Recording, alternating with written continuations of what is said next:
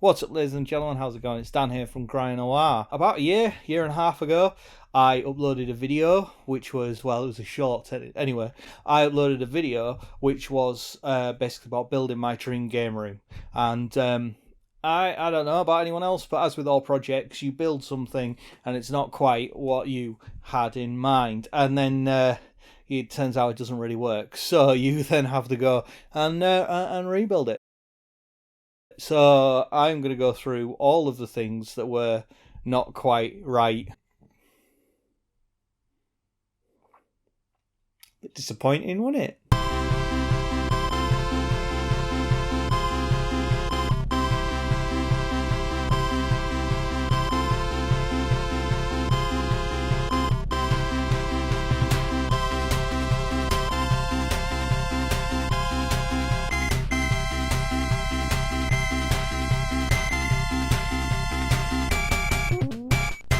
Let's start with the lights. The lights I put up were great lights that I bought from Amazon.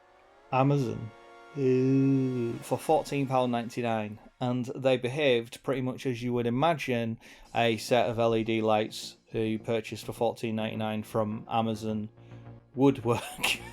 That isn't to say that within about 2 months, I think it was, within about 2 months, they started kind of flickering on and off.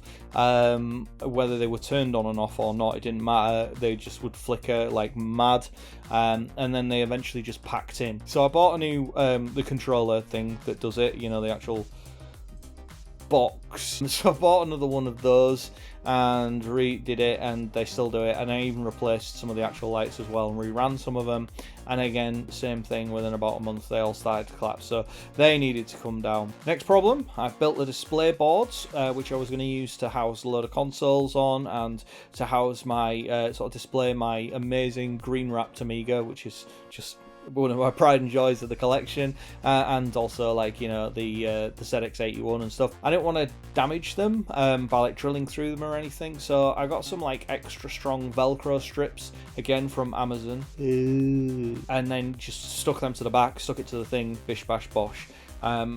Now, where they held very well. The adhesive allegedly can hold 7 kilos, which is like 7 bags of sugar, or like a malnourished toddler. If it doesn't bind for whatever reason, well then they don't hold jack shit. So with the Amiga, it didn't exactly work out how you would kind of hope it would do. Good face. And then I had like the PlayStation the PlayStation 1 Gen 1 and 2 on one board, and the Mega Drive version 1 and 2 on the other board, and they just sort of disappeared into the board. They didn't look very good, and at that angle I couldn't really think of any other consoles that would look particularly good. Maybe the Saturn, maybe the N64 would look alright, but like the PlayStation 2 is just a box. PlayStation 2, it's a black box. You know, the original Xbox is just too big, and the Wii U's just a box. The Wii's just a box. It's just, there was nothing. The 360 would look really strange from that angle, so they were just floating there on their own. So that never really worked out either. You know, they're going to need to come down. Also, I'd run lights around the back of them as well to display. That was all hooked into the main LED run, so they broke as well. So just all in all, just a bit of a failure. There we go on to the CRT telly that I had here, which was like a big Sony Trinitron TV, which was fine, apart from the fact that everything on it was green. Everything was green. The static was green.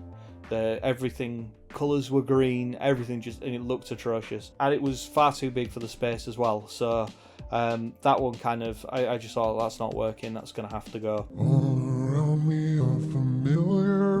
So next up, we've got this little computer section with the Atari STE, the Amiga 1200, the Spectrum 2, and the Commodore C64. So they are all either untested or missing parts that I need for them.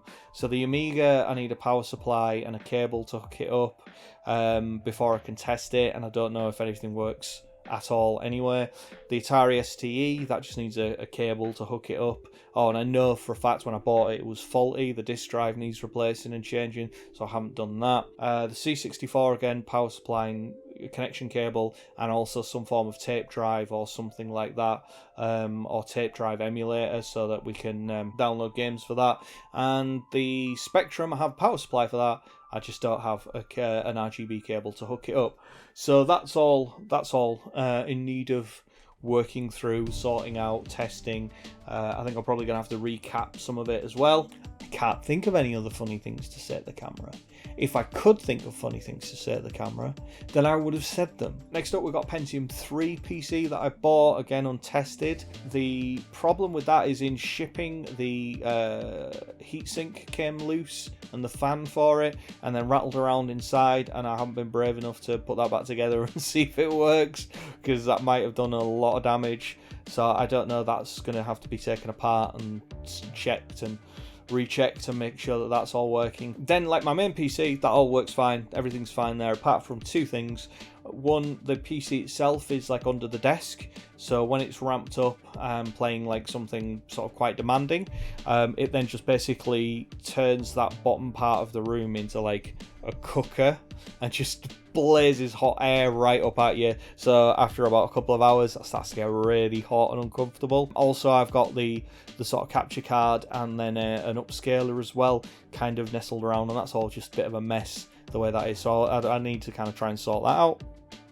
Sorry, just playing with my mustache. Then we've got the little Sony VEGA TV, which has got the consoles underneath that. That all works. Out of everything, there's like the main PC and that little section down there. Everything there works. PlayStation 1 and 2 and the Atari Jaguar, they're all hooked up. Everything's working perfectly fine. The Atari Jaguar does need a little bit of work. Somebody at some point has taken it apart, and then when they put it back together, they haven't put the screws back in, so the top just lifts off. Yeah, so that needs sorting out. I'll have to try and find some sort of screws or something that hold that together. But other than that, Atari Jaguar works fine. Other than also, you know, the games often suck. Now we come on to what is probably the biggest fail.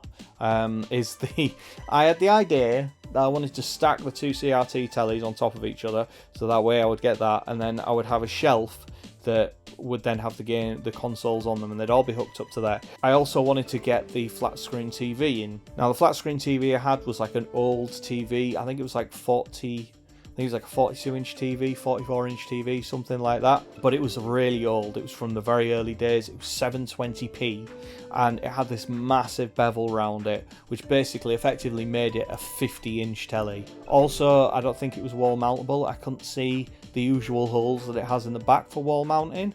So, and it was pretty chuffing heavy as well, so I wouldn't want to really wall mount it on a plasterboard wall. So that's why that ended up having to go on there, which then meant on the little unit, which is then why that shelf had to be above it to make room for the Saturn and that, and they were all raised up, and it was just a terrible idea. It just kind of cut the room off. It made the room look really small. You had it's not a big room, and you had that you know, the consoles up there, and then you sit down here looking up at the TV, and it was just a bad idea. This is absolutely stupid. What a fucking clown thought that was a good idea. Also, at no point I haven't been able to get any of those consoles working with that telly. We just get either rolling images or just nothing at all. So I need to do a major investigation into what's going on there, whether it's a TV. I've changed around SCART cables and things like that. Doesn't seem to be one of them. I've even changed around the SCART splitter. Doesn't seem to be that either. But either way, it's not playing ball. And it's quite a ball ache to sort of do those investigations and start unplugging stuff and trying various different things when it's all up here and it's all around the back, and it's just not good. And then the flat screen, that's okay. It's perfectly fine flat screen. There's nothing wrong with it other than it's massive for the amount of screen real estate you get. And all in all, not the most successful game room build in the world. There's a lot of work to do. There's a lot of stuff to do to put it right. But I don't know. I mean, I don't know if that's what other people's sort of findings are with game rooms, whether it's just a continual iterative process, which I think it may very well be. But either way, I've done the first iteration. It didn't work out particularly well. Let's try again, and we're going to try and fix things up. And I can tell you more about the plans for what I'm going to do for the channel going forwards in that video. Thank you very much, guys. I'm streaming Monday, Wednesday, Friday, so it would be good to see you in my chat just for a good old thing. Or if you want a nice lurk and watch me fuck around in video games, that's cool too. So that's the end of the video. Could have been better. Could have been worse. I mean, I didn't make you watch it. Someone's forcing you. You'd have a gun to your head. If you do, sorry, but, you know, I didn't send him. Or maybe I did? No, I didn't send him.